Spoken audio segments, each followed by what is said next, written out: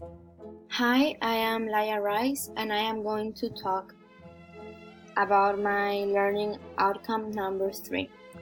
The first event in our list is the fall of the socialist bloc as well as communism.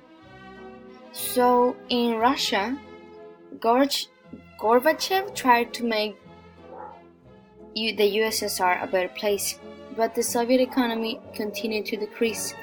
The reformed communist regime was disrupted by hopes of freedom, desire of economic liberty, as well as a political democracy. Countries in the communist bloc began to show discontent, leading to a series of political movements or revolutions. The first was in Poland in 1988, and they became the first non-communist government in East Europe, putting an end to more than 40 years of communism. This is how the fall of the communist bloc began, which is the domino effect we saw before. And the event in Poland was followed by movements in Hungary, Czechoslovakia, Bulgaria, and Eastern Germany. After this, we have the fall of the Berlin Wall and German unification. The Berlin Wall represented the communist repression and ideological division of the Cold War, which began at the end of the 40s and lasted through 1990. The fall of the Berlin Wall on November 1989 was the first step towards German reunification. This weakened the East German government, politically, economically, and socially, accelerating the collapse of the communist government. Germany was reunited on the 3rd of October 1990 after being divided for almost half a century.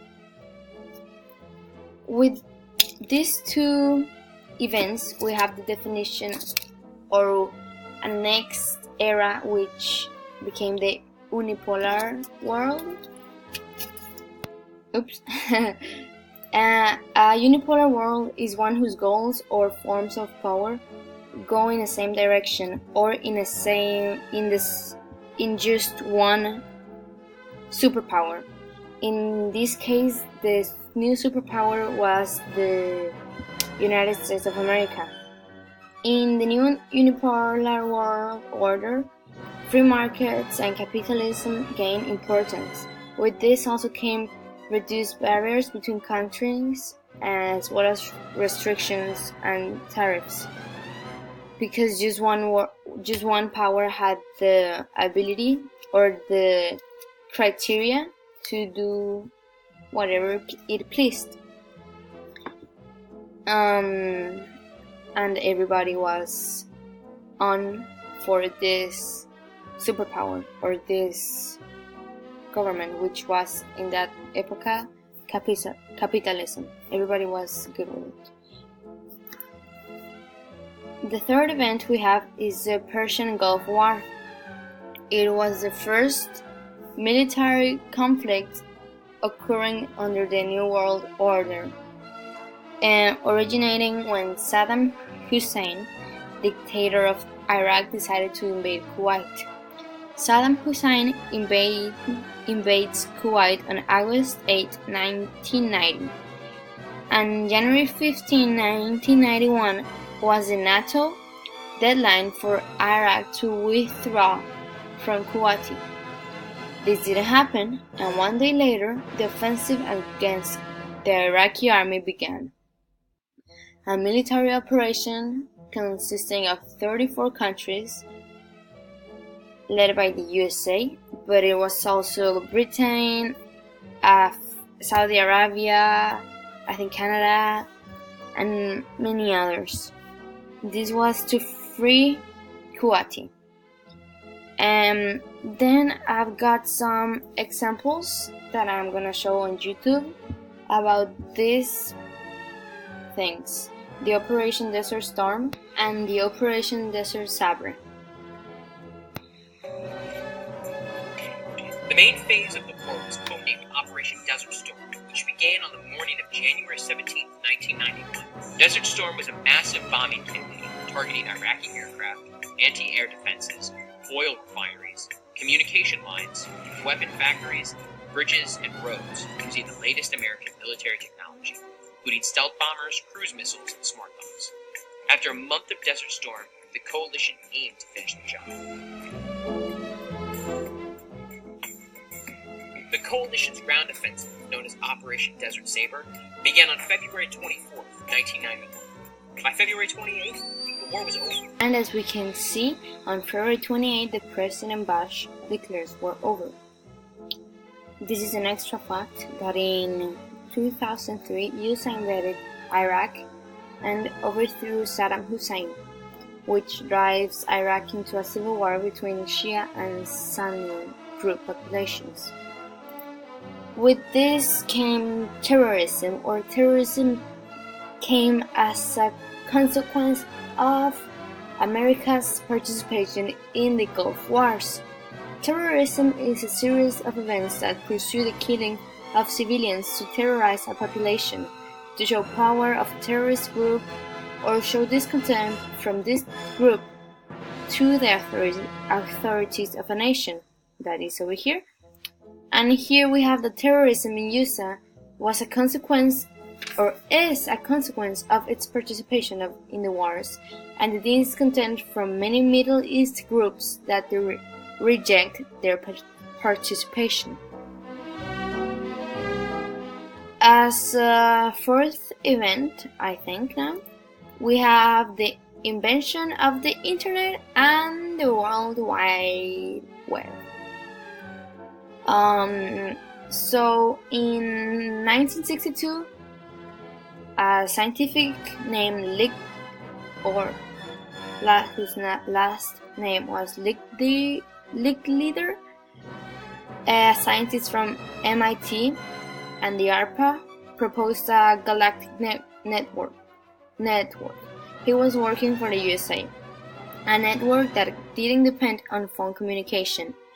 This was because the United States of America was scared that the Soviets could use missiles to break down their phone communications. So this was during the Cold War, even if it happened after. The internet had been kind of working on it since at least 50 years.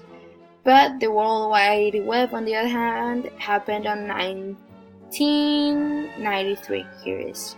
So I'm gonna end up talking about the internet first. And in 1965, another scientist from the United States, the MIT, developed a way of sending information from one computer to another. This was called packet switching, which broke down pieces of information during the transportation of it and then put it back together at the end line. And about the World Wide Web, a British scientist called Tim Berners-Lee invented the World Wide Web for educational purposes and easier exchange of information between scientists and institutes around the world. But it wasn't until 1993 that the World Wide Web was apt for everyone. So I got confused before. It was invented on 1989, no, 1993.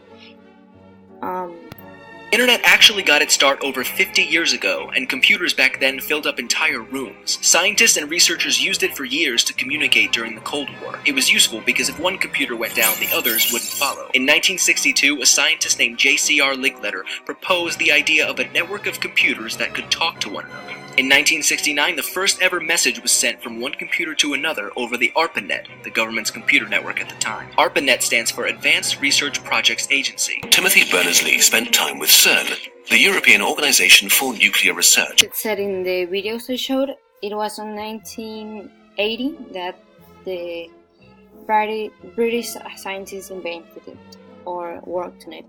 And this leads us to our last word. Or no, it's not the last one, which is the digital era. it is the one that we're living in right now. It's the invention of computers and the internet have opened new pathways to the share of knowledge.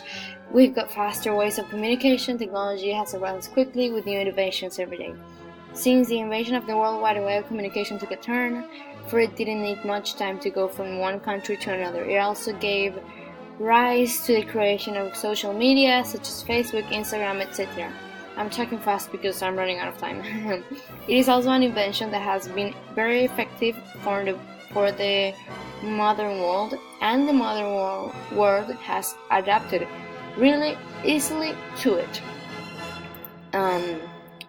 This leads us to globalization, which is the act of moving towards a worldwide level of trade, investment, technology, communication, as well as culture. A global economy, market, and labor migration are some examples of this.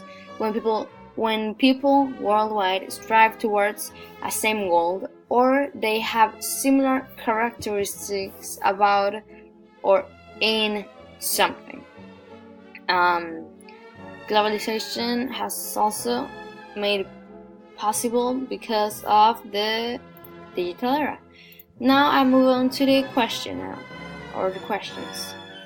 Why did globalization emerge? I think globalization emerged as a result of the digital era. Social media is also a big factor involved, because most of the globalization factors that don't have to do with economy have to do with clothes, dressing, food, or not so much food, but kind of everything we see on social media.